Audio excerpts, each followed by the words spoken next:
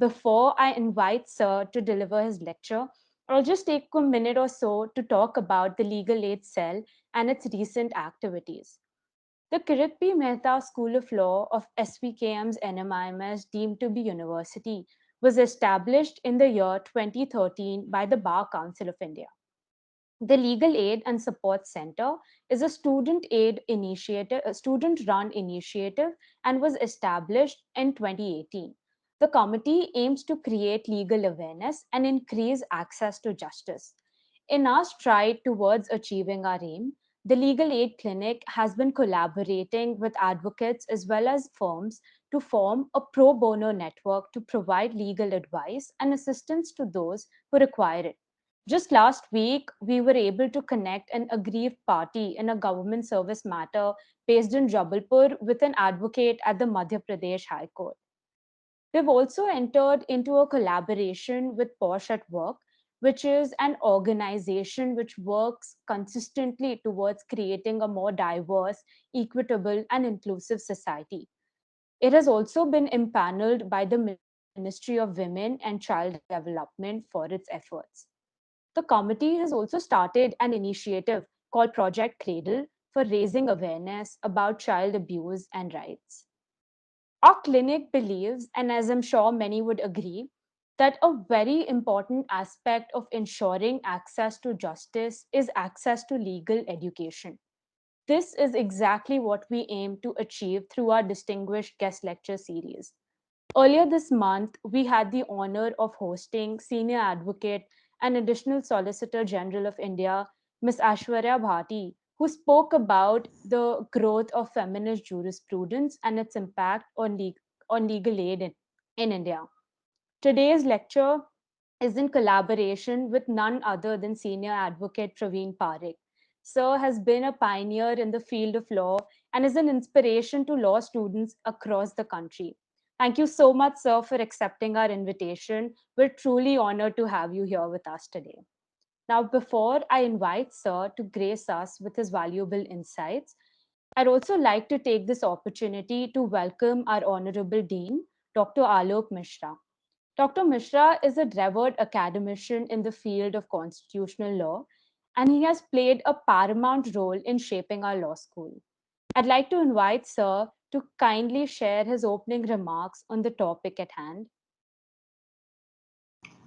Thank you so much, Hoshi Agrawal and all the members of Legal Aid Committee for inviting very senior advocate, most respected Pravin H. Parekh, sir. Good evening, sir, and great to see you online here this evening. And I welcome you, sir, on behalf of Honorable Chancellor of NMIMS University, Mumbai, Shri Amrish Patel, and other university authorities, and also on behalf of the faculty members of our law school and all the 7 law schools of NMIMS situated in Navi Mumbai, Hyderabad, Bengaluru, Indore, and Chandigarh, as well as Dhule. So, on behalf of all the students who have joined and faculty members and university academics, so many guests also online. So, welcome to Parekh sir and all the guests who have joined us. Welcome to all the students and the Legal Aid Committee. I am really delighted to have Parekh sir in Kirit P. Mehta School of Law, Navi Mumbai, and also at different places which I mentioned. It's a law school, sir. This year we ranked 7 in all India Today rankings, which are the most credible rankings during last 25 years in India. And besides teaching the core areas of law, very recent areas of law are also being taught to students, like laws related to artificial intelligence, blockchains, cloud computing, data analytics, big data, and also mobility and social media laws. So extremely happy, sir, to invite you, and it's an honor. It's a red letter day in the history of this law school for all of us. In fact, on behalf of all the students who have been the prime movers of this program, especially Khushi Agrawal and Yashasvi Kanodia and the whole team, I welcome you, sir, this evening online. Over to Khushi Agrawal for taking the program ahead. Thank you. Thank you so much for your kind words, sir. I'd like to call upon the chairperson of the Legal Aid Committee for the current academic year, Ms. Yashasvi Kanodia, to introduce Sir Parekh. It's over to you. Thank you, Kushi. Now, there are but a few stalwarts who have walked the corridors of the Supreme Court and can boast of leaving a legacy of training and creating a large number of competent members of the bar. An astute legal mind with no compromise on hard work, punctuality, discipline, and maintaining the highest standards of legal profession, and at the same time, a popular leader of the bar, Mr. Pravin H. Parekh is an inspiration and role model for thousands of lawyers across the globe. In 2017, Mr. Parekh was designated as a senior advocate by the Supreme Court, and one of the biggest highlights of his career is that out of 219 judges appointed to the Supreme Court from 1950 to 2014. Mr. Parekh has had the privilege to appear before all of them except for 25 judges who had retired before Mr. Parekh started his practice in the apex court, thus having the rare privilege and honor to appear and argue before 194 Supreme Court judges. Out of 42 Chief Justices of India, Mr. Parekh has appeared before 31, which is a rare feat in itself. He has been a part and parcel of the growth of the Supreme Court. Mr. Parekh's legal career is adorned with achievements and accomplishments at every stage. He has represented Presidents of India, Vice Presidents of India, the Prime Minister of India, and the government of the United States of America, a number of union cabinet ministers, chief ministers, state ministers, you name them. His achievements, however, are not limited to the courtroom. Mr. Parekh has been a cornerstone of several institutions and organizations, including Supreme Court Bar Association and a crusader for the welfare of advocates all over the country. And very few have borne the mantle of responsibility as effortlessly as him. He has been the president of the Supreme Court Bar Association for 6 terms, the president of the Confederation of Indian Bar from 2002 to 2016, the president of the Supreme Court Advocates on Record Association for 10 years, the secretary general of International Institute of Human Rights Society from 1989 to 2014, the organizing secretary of the International Law Association, London Regional Branch, India from 1983 to 2014, the treasurer of the Supreme Court Middle Income Groups Illegal Aid Society from 1990 to 2013. It is in recognition of his services to different categories of people in different fields that the President of India conferred upon him the nation's prestigious civilian honor, the Padma Shri, in 2012. In his stupendous career in law spanning more than 55 years, he has reached the highest echelons of success, and it is a matter of pride for the clinic to host him today for a guest lecture on judicial review, a blessing or a farce. Over to you, Mr. Parekh.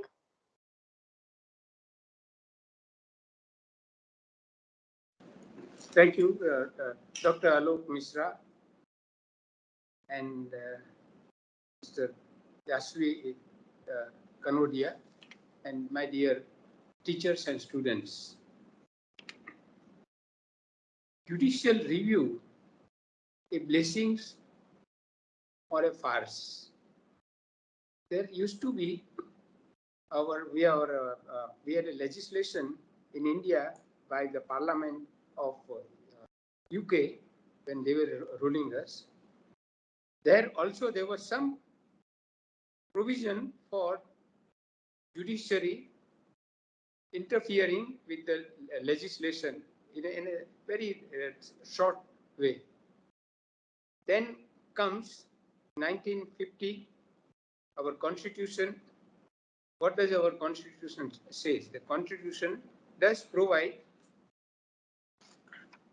of course, Article 32 for the Supreme Court and Article 226 and 227 for high courts to interpret the laws, and while interpreting the laws, they also had a right to say that this is a law is made by the legislature, parliament or the state legislature, but me as a judge say that this law will not operate because I declare it as illegal or I declare it as unconstitutional.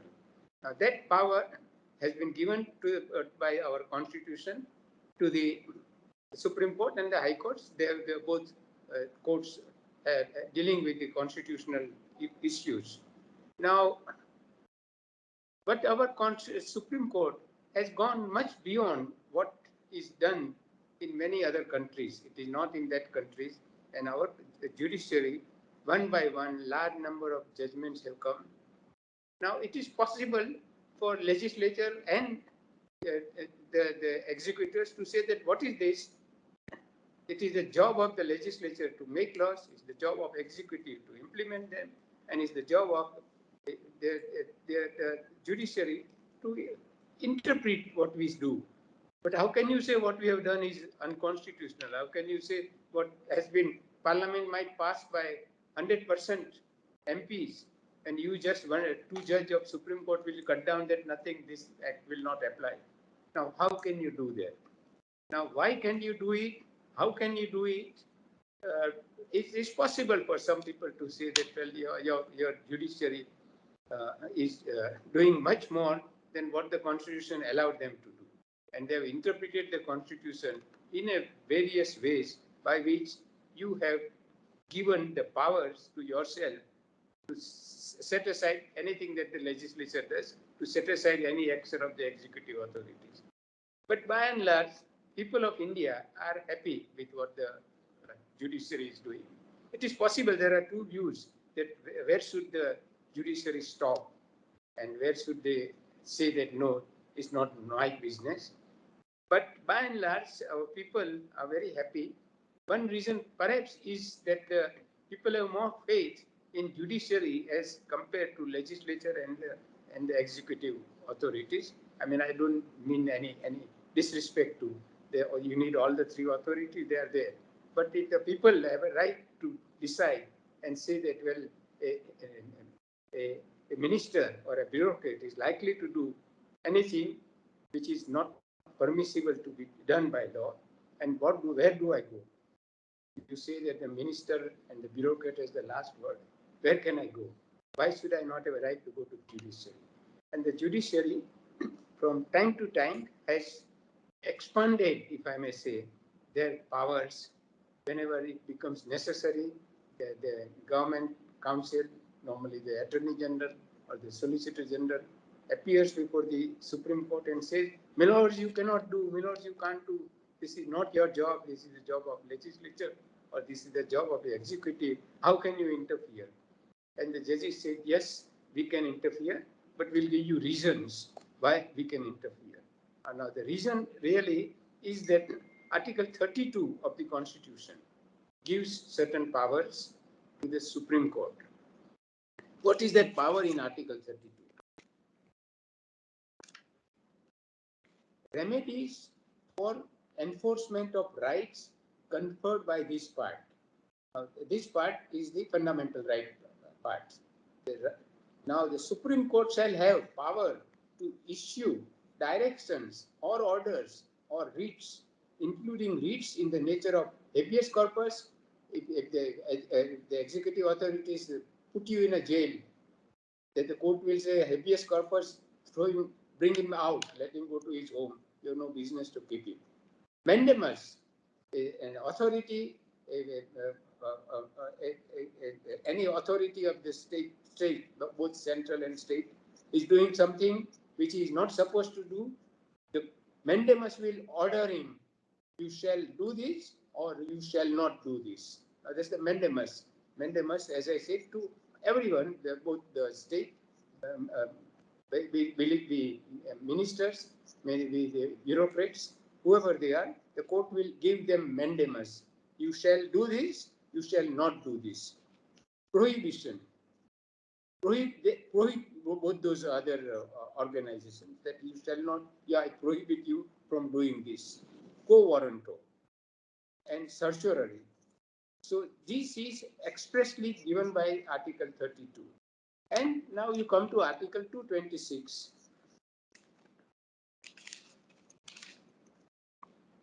Power of High Courts. 32 was power of Supreme Court. Power of 226, 227 is of the High Courts. power of high courts to issue certain writs.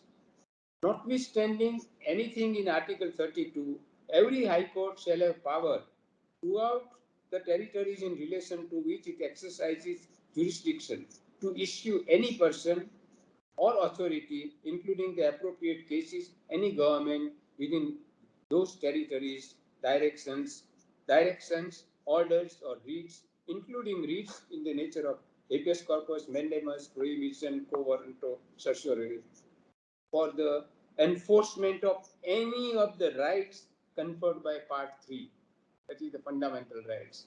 So if citizen comes to the courts and says that this right is taken away by an executive authority, I come to the court and court will say, my dear collector, my dear secretary, you shall not do this. What you have done it, I throw out whatever you have done, it goes out and you shall follow my judgment. And that judgment, if you don't follow, I'll send you to jail by contempt of court. That is not very normally used by the judges, but by and large, the authorities have also, in the beginning part of the constitution, they were very upset that what is this? If everything is judiciary, what is with me? They used to say, and I mean, sometimes they may have a genuine grounds also that why is the court doing everything? Why is the judiciary doing? The judge is to read, they give judgment in A versus B. What is all this troubling us? My job, I am the minister, I am the person who has been elected, and with all this power, it's not very easy to become a member of parliament, and it's not very easy to become a minister. I've done all this work, hard work, people want me, and who is this two judges of Supreme Court, or two judges of High Court, or even one judge? Well, how can they interfere with what I am doing? Let me do my job. Let them do their job of reading the books and interpret the books. But that has gone. That has gone very much. And I personally think it is rightly that it has gone. And because there are, as I said, a common man in the country has more faith in judiciary as compared to the legislature and the executive authorities.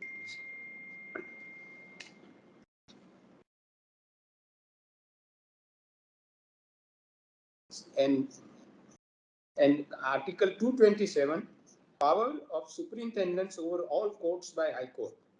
Every High Court shall have superintendence over all courts and tribunals throughout the territories in relation to which it exercises jurisdiction. So that whenever anything, lower courts are bound by what the High Court says, and the High Court is bound by what the Supreme Court says. Now, the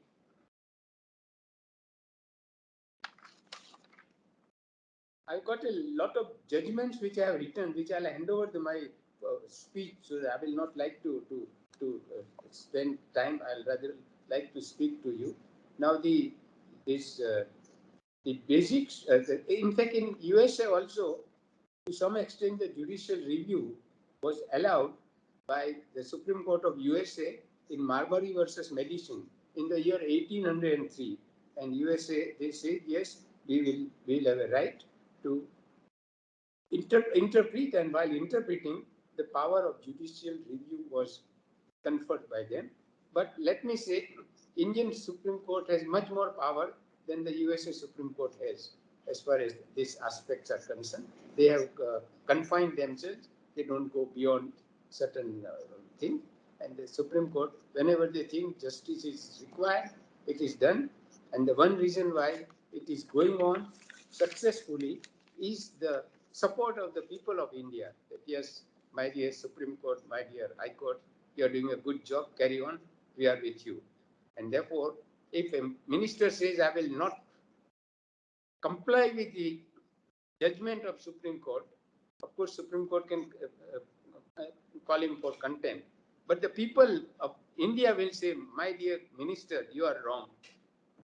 Court's judgment you must follow. So by and large, an Indian, whether he is educated, not educated, believes that, well, what Supreme Court says must be obeyed by the ministers, be it the Prime Minister, Chief Ministers, or other ministers. They all must obey what they do.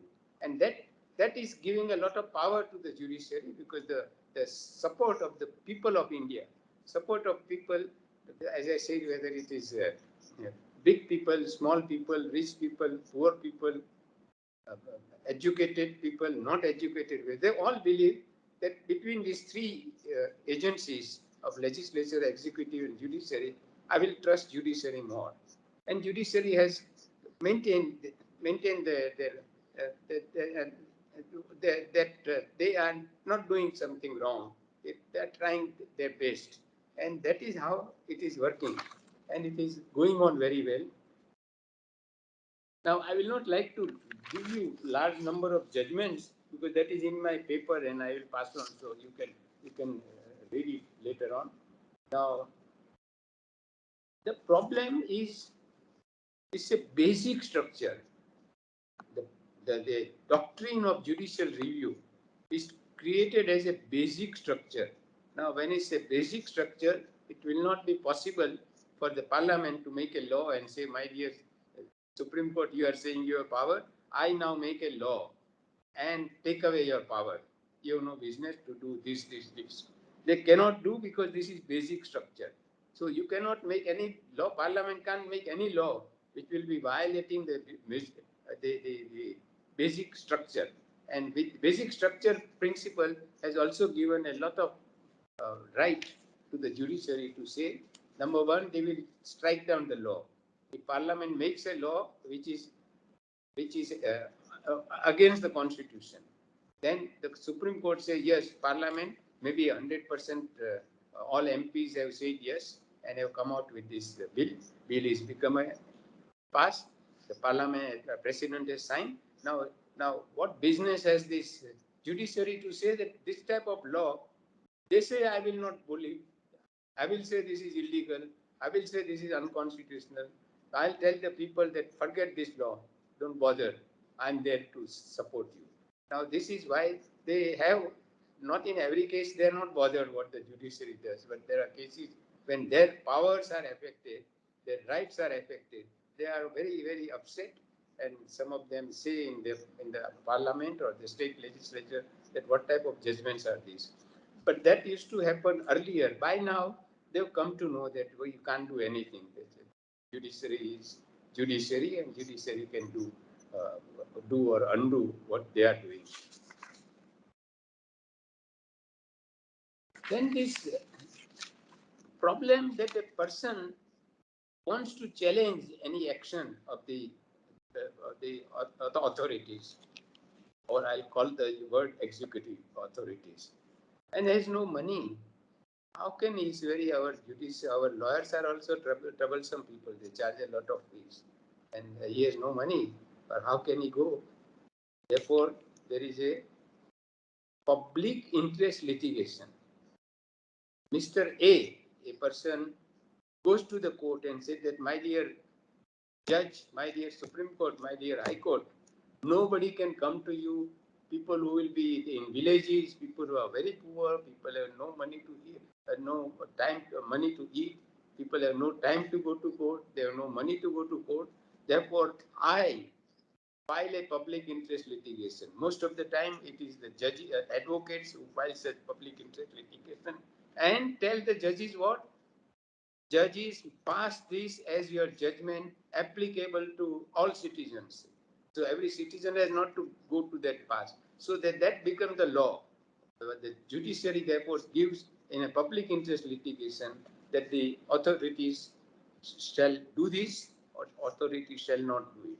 Now that is done, it is applicable to all. Every citizen of India have not gone to court. No, sometimes nobody goes to court at all. And the judges themselves take it suo moto. That this is, I read in newspaper, I hear something, I get something in the TV.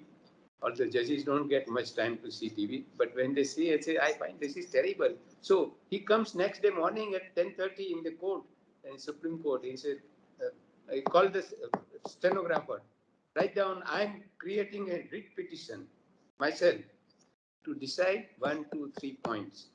So this is terrible what I see. And those people cannot go to court. They have no money to go. They don't even know that they can go to court. And how can I, therefore, I, as a Supreme Court judge, taking this on my power as a public interest litigation. So I say that this is something which is not A versus B, but is a case where there is a public at large is affected, and I want to give relief to all of them. Therefore, this public interest litigation also, Indian Supreme Court has done a lot of work, much more than any other country in the world, and that power is also with the high courts. So high courts also does in their, but the high court's judgments are within their jurisdiction, wherever they are.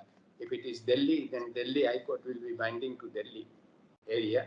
It will not be bound to Punjab, and like that. So but Supreme Court is binding on all, and Supreme Court, and of course, if a High Court judgment is there in your favor, someone can go to Supreme Court. Supreme Court will say, yes, I agree, or yes, I throw out that judgment and I give another judgment. So that was, therefore, a lot of power is of the Supreme Court, but I'll not call it power, I'll call it duty. The duty of the Supreme Court to enforce that the Constitution of India is given to we, the people of India. And when there is difficulties, we will come as a judiciary and say A means A plus B, C, D. I interpret this section. Or I'll say A is unconstitutional. So although A may remain in the Parliament's house or their library, I throw it out. So section X, Y, Z, I declare is unconstitutional. So from today, when my judgment comes, that Parliament provisions will not be applicable, will not be utilized, will not be applied, because I, as a Supreme Court, has said that this is not this is unconstitutional. So you have no business to make such a law, and therefore I hereby declare this as unconstitutional. And it declares as unconstitutional is binding. Sometimes the court will, the authorities concerned or the central government or state will go to court and say, Milords, what is this? You have done a terrible thing. All my problems are created by your judgment. So please change the judgment. You are wrong. So the judges will hear, of course, and if they find that there is some good reason, they can modify. But if they don't modify, then they have to obey the judgments of the court. Now, again, as I said, I don't want to tell you Shankari Prasad case, then Sajjan Singh case, A.K. Gopalan case, Golaknath case, Keshwanand Bharti case, Minerva Mills, Coelho, I.R. Coelho, and so many other more. But I have mentioned these judgments in my note, so you can have a look at it. Now, therefore, rule of law is to be enforced by the judiciary. So if the executive authorities goes contrary to the rule of law, they will say, no, I give the mandamus and you shall not do it.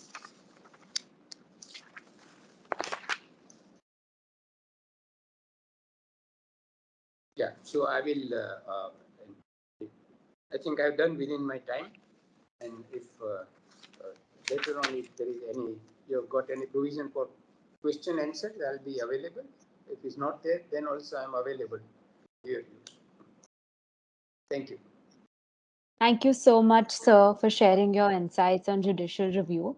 Now, before we move to the Q&A session, I'd request all the participants to please switch on their cameras for a minute so we can take a few pictures.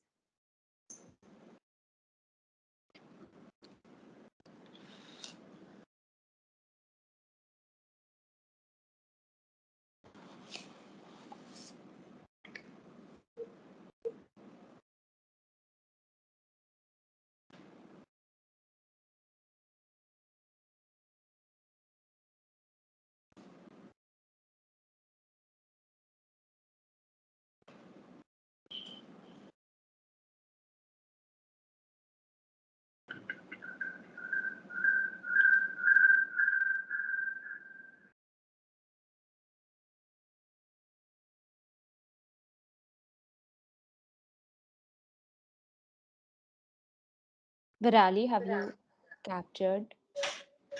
Right, I'll just give a small countdown. So everyone just please smile. So three, two, one. All right. Thank you, everyone. Thank you. Thank you so much. I'd now like to invite questions from the participants.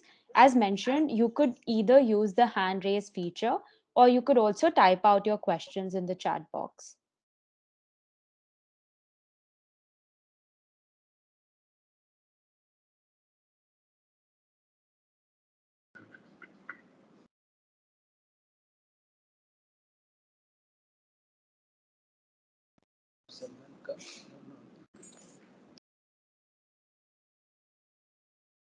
Pranav, you can go ahead.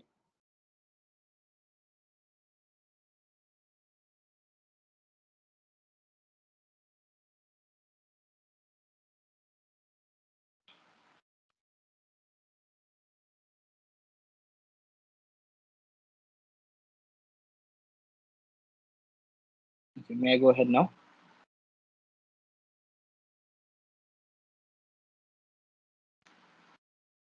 I think let's just wait. Sir is talking Okay. to someone.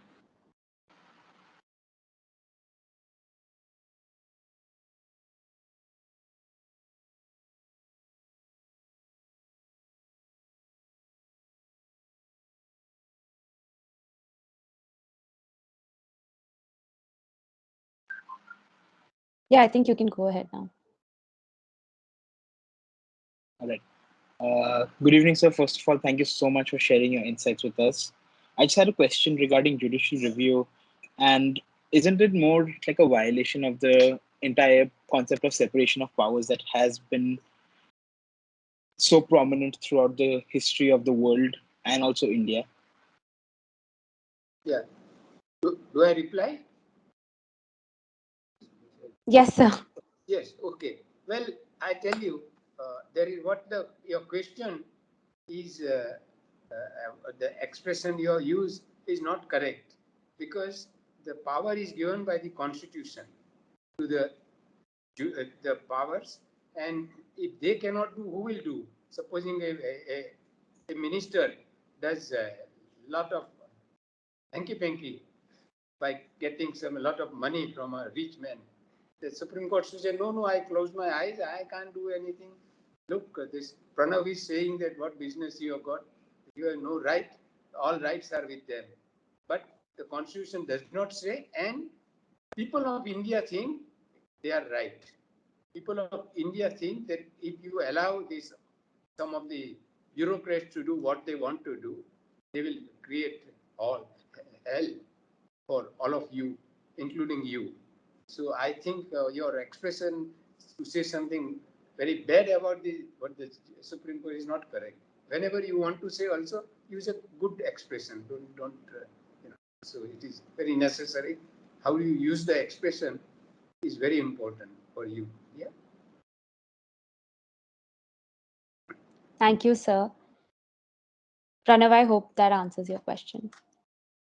Divyanshu Raj, you may unmute yourself and ask.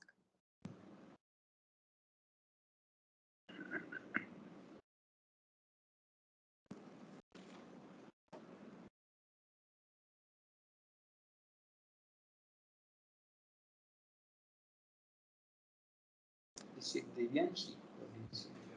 Hmm? Divyanshu. Good evening, sir. Yeah. Please. So if I want to intern under you, what do I have to do for this? Well, I tell you, I'm totally fed up. Today there are 18 interns sitting with me, and I find it impossible. I receive almost every day 100 requests from all over India, and I am a poor one single lawyer. So I am doing as much as I can, but I cannot promise you because as on now, till June 2022, is all full. I've given names to interns from all over India, and I confirmed. So anyone who wants to apply, if you apply from July onwards, Then I'll try to manage. But you tell me, what will you do? Supposing you are asked by 1,000 people and you have only 10 seats, what will you do? Okay, can I just say that, all right, how can I, why are you not allowing me? I'm not allowing because everything has a limits. And how can, of course, and I'm very strict with the interns. Let anyone who wants to even apply to me should know they have to come 7 days a week, and they have to come from 10 to 5 is the time. But if the work continues, then beyond 5, how far, whatever. And this applies equally to the boys and girls. There is no discrimination for girls for going home early. So I'm a very, very strict uh, senior to work. So most of you should not apply to me at all. I'm a bad boy, not a good boy. Okay. Thank you, sir. Chandra Mohan, you may unmute yourself and ask.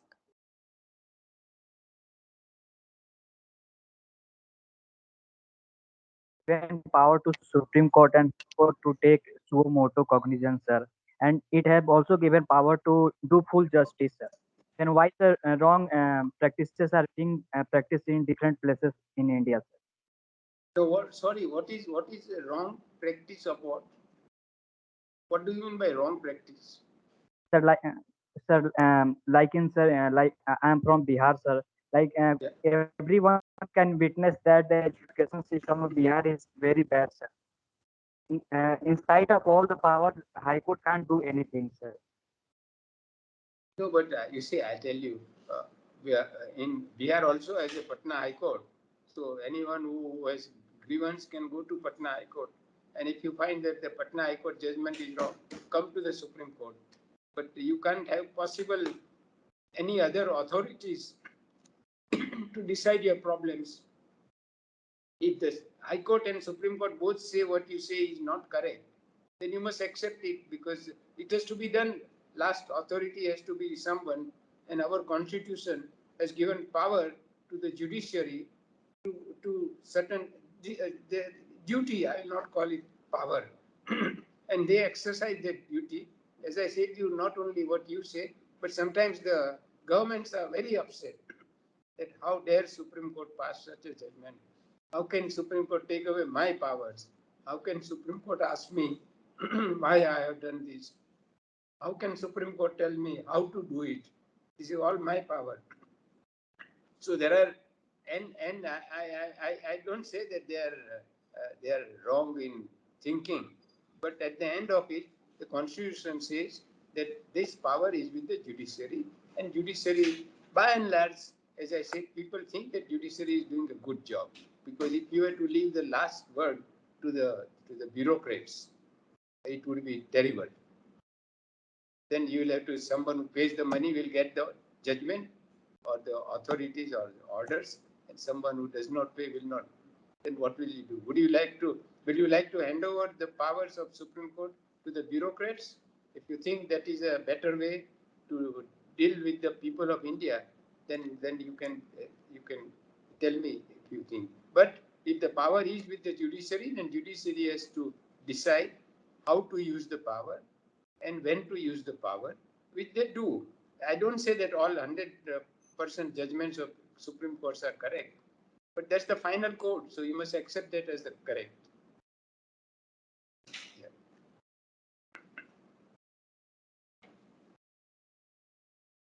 Tejas Chandna, you may unmute yourself and ask your question.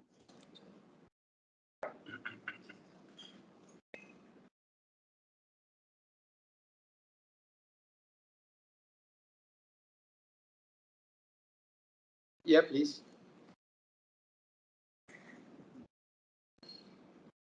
Can't hear.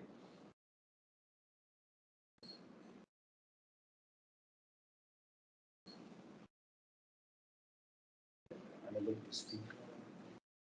So maybe there is an issue with our network. So.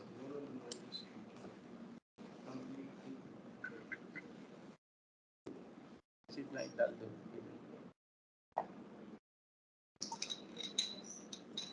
Tejas, if you're unable to unmute, you can put down your question on the chat box. Meanwhile, I'll read out a few questions that have been put down by people. So, Surya Jain is asking, sir, why is it that the ninth schedule is out of the purview of judicial review? Just give me 9 seconds.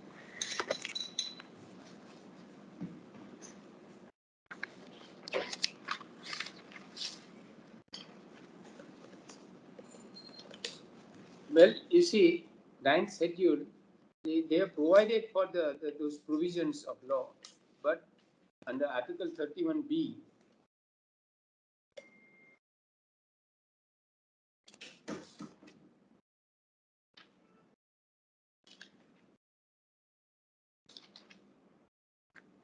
validation of certain acts and regulations without prejudice to the generality of the provisions contained in Article 31A. None of the acts and regulations specified in the ninth schedule, nor any of the provisions shall be deemed to be void or ever to have become void on the ground that such act, regulations, or provision is inconsistent with or takes away or abridges any of the rights conferred by any provisions of this part, and notwithstanding any judgment, decree, or so and so and so on. Now, this has been given for a special purpose. But let me tell you, with the law as it stands today, if something is unconstitutional, the court will be able to say, yes, you have done it, 31B tells you, but I have a jurisdiction under 32 or 226 to declare something which is unconstitutional will not be allowed. So it's not that is a 100% uh, operative in 31B. 31B will also be subject to 32 and 226, because if you are violating the laws as, as described, and if the court wants to give the jurisdiction of 32 or 226, they can use that jurisdiction. So it's not a very problematic thing as far as I can see. And it's going on, is happening. The courts are giving, and sometimes some people, politicians object. What is all this? It's my business. You judiciary, or no business. So High Court may say, then they will go to Supreme Court. Supreme Court goes against him. Then he will file a review petition in Supreme Court. Supreme Court dismisses the review petition. Then whether good or bad, they are bound and they must obey. And that is how the work has to go on like that. But by and large, people of India are reasonably satisfied with the functioning of the judiciary, especially when it came versus the state versus the citizens. Thank you, sir. Due to the paucity of time, we'll only be allowing two more questions. Akshay Jain, you may unmute yourself and ask.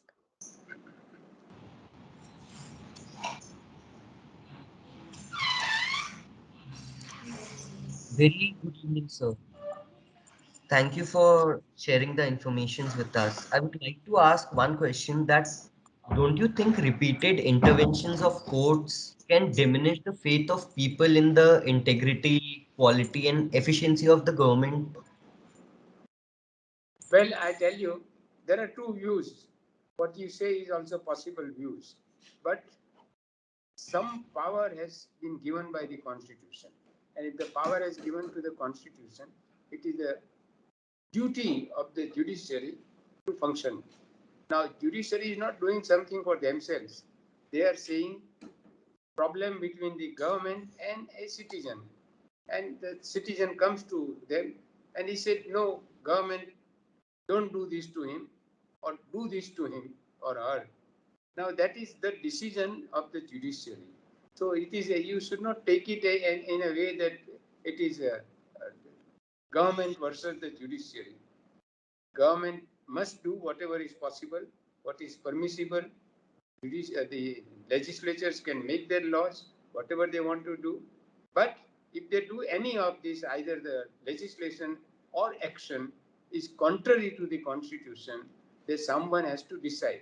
Now tell me who should decide? Who should decide whether a bureaucrat has said something wrong or whether a parliament or state legislature has done something wrong? Who should decide? Judiciary Parliament for should decide? Huh? judiciary for sure, sir. Of course, the judiciary pursuers, they are doing that. As I said, that I don't say that 100% they are right. All human beings can be wrong, and Supreme Court judges are also human beings. They might make a wrong judgment, or but then you have to live with it. By and large, people believe that judiciary is doing a wonderful job, and by and large, perhaps people believe that you need judiciary to check what the executive authorities are doing and how they are doing. So, by and large, I don't say all judgments are right, but nothing. If supposing you are made Chief Justice of India, your judgment also will not be right, maybe wrong. But then, if man is holding that position, he has this duty. He enforces, uses his duty, and decides one way, sometimes against government, sometimes in favor of government. You must accept it. And by and large, worldwide, our judiciary is appreciated. The Indian judiciary is good. So, but there can be some problems with any judge, individual judge. Some problem is, but that will happen to everyone. Can you not say that all ministers in the whole country, they are some great, wonderful, honest people? Nobody is 100% correct, but by and large, as I say, as Constitution says, and people agree, Constitution has rightly given these powers to judiciary. That's how it works. Nobody is. You cannot say that someone is always right. It is Supreme Court has a right to make a mistake, but if they make mistakes, sometimes you can go in review and they correct. So it's not, nobody can say that. It's not that Supreme Court judge means whatever he says is true or good or correct. But you have to give chance to some authority as the last word. And the Constitution has given that last word to the judiciary. So if the High Court is against you, you can go to Supreme Court. But if Supreme Court is against you, then you have to go to God only. But if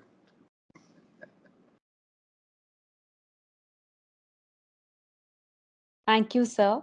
One last question from Chandasi. You may unmute yourself. Thank you so much for your presence. I'm always curious about this very question, but I ask people but haven't got any satisfactory answer yet. So maybe you can answer my question. This is not directly related to your area. So my question is, if ignorance of law is no excuse according to our provisions of Constitution, then why law is not included as a basic subject in our school so that every common person can also get a basic idea of it? no, you see why it is not being taught in the college or school. Yeah, school, No, basically I school. tell you, see, you people also don't want to hear too many things. You're fed up with your teachers. They teach you the 1 hour, and then you say, "My God," you keep on chit chatting that this teacher is talking too much. Let's see where do we go? What coffee shop will you have? You students do all this when the teacher is teaching, but you have a right to do that also. But the point is not that who some power of legislature has to be given to some authority that is given to parliament and state legislature. Some authorities have to execute. So you have a prime minister and the ministers, then you have got the chief ministers and ministers, then you have got the bureaucrats. So you got the bureaucrats, you have got the secretary, down to collector and down to the peon of the collector also. They all have some power and some work to be done. So that is done. So these three authorities have their own job to do, and they have to do their job. And therefore, if the judiciary says that, my dear minister, you are wrong, then he is wrong. Whom else would you like to give power? Yes, sir. Thank you. Thank you so much, sir, for entertaining so many questions. I'd now like to call upon our Honorable Dean, Mr. Alok Mishra, to share his thoughts.